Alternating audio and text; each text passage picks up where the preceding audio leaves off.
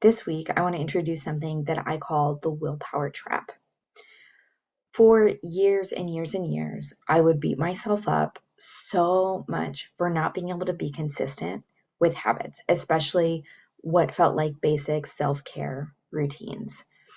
Like clockwork, my period would end. I would get super excited about this new plan that I had for working out or for how I was going to eat and make it really consistent and easy for me to stay on track.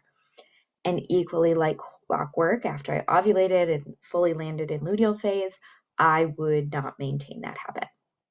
And I would feel so awful about myself because it was basic. It should be something that I could just do, but I wasn't doing it. And I truly believed that it was the willpower problem, that there was something wrong with me, that I was just too weak to be able to power through, force myself to do these things. And I didn't understand why I couldn't do it. And really, a lot of this, self deprecation was born from an incongruence between this like actual self and really the actual self of my luteal phase and the more idealized self that I felt represented me more of like my essence and who I am. Because I had this view of myself as being strong and persistent and able to do hard things, able to decide something and go after it. And I had plenty of evidence that that was real, that I could do that. But then there was all of these situations where the system didn't work. The system broke down and I couldn't get myself to do it no matter what. And this problem really plagued me for so long and was becoming in its own right like a mental health issue of just like trying to force myself into these habits that just were not working. There were a lot of things, exercise being at the top of that list, that I just wrote off for a while of like, this is not a priority right now. I just have to stop trying to force myself to do this thing because it's not working and it's creating even more like mental distress because my expectations and my reality are not matching. There was too much dissonance there. And a few years ago, I was on a phone call with my dad. We live across the country from each other, so he's not there like in the day to day. And he was just asking me about, and he asked me if I had a workout routine that I was into at the moment. And I shared with him, like, you know what, honestly, it's like not a priority. Um, yeah, it's just not like I'm not doing anything. And his response really surprised me. And I was kind of expecting to get some sort of advice of like, have you tried this? Have you tried that? Or like, it's good for you, or I don't know, some sort of thing that people say when you tell them you don't work out. And instead, what he said was just like, oh, well, when you're ready, you'll just do it. And him saying that was so impactful and it just sort of caught in my brain and I like couldn't let it go. And when I was reflecting back on it, I was like, this is him reflecting back to me, his like knowledge of me, of like he's seen me go after things I want. And when I decide that I want it, when I decide that I'm all in, I can be incredibly persistent and get what I want. And I realized in that moment that I had been asking myself the wrong question when it came to exercise and diet and a lot of just like self-care things. I was asking myself, like, why won't you do this? And that question led to a lot of efforts and like force of why won't you do this? How do I make you do this? But what his response reflected back to me was that I was skipping over a more important question, which was, why don't I want to do it? And I think when it comes to self-care, these like habits that we know are good for us, and that there's tons of people who rave about how great it is and how great it feels, like getting curious and saying, why doesn't it feel good to do this? And for in my example of exercise, it's like human bodies want to move.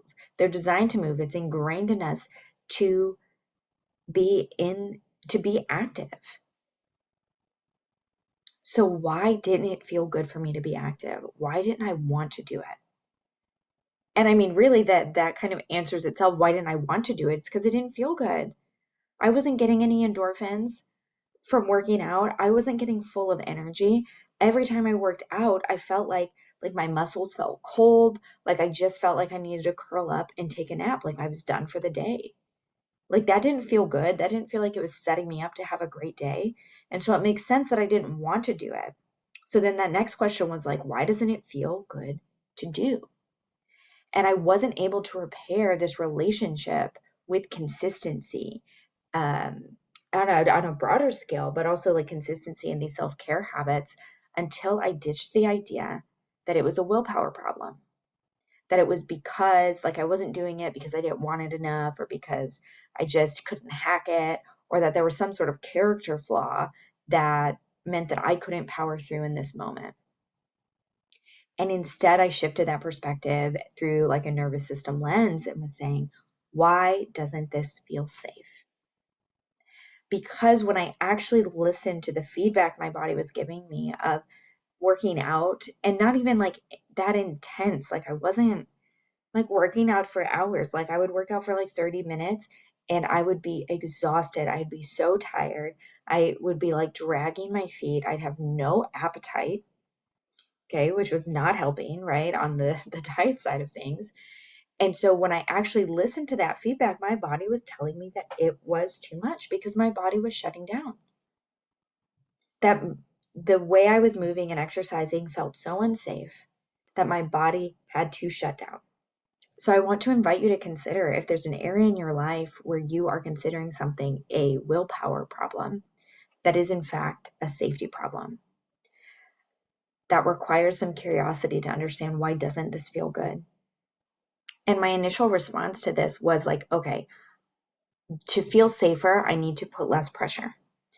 And so I'm taking it off the table. If I feel like I want to move and do something, great. If not, like there's just zero pressure on this. But then as I was doing my training in polyvagal theory and the nervous system, one of the things that stood out to me is that rest and digest, which is that like calm state, the one that is often idealized as like, this is where I want to spend the most time, or at least be able to move into that more easily, is the opposite of being shut down. And so my goal was like, okay, I just want to be calm and relaxed and rest and digest. Like that's the space that I want to be in. But then I learned that the opposite of being shut down is not rest and digest. The opposite of shutdown is play. Because play is this unique blend of states that has activation from fight or flight. There's an element of activation there, but there's a safety and openness. It's this blend of rest and digest and that activation that allows us to negotiate, that allows us to interpret our environment as a safe and connective place, as opposed to one full of threats.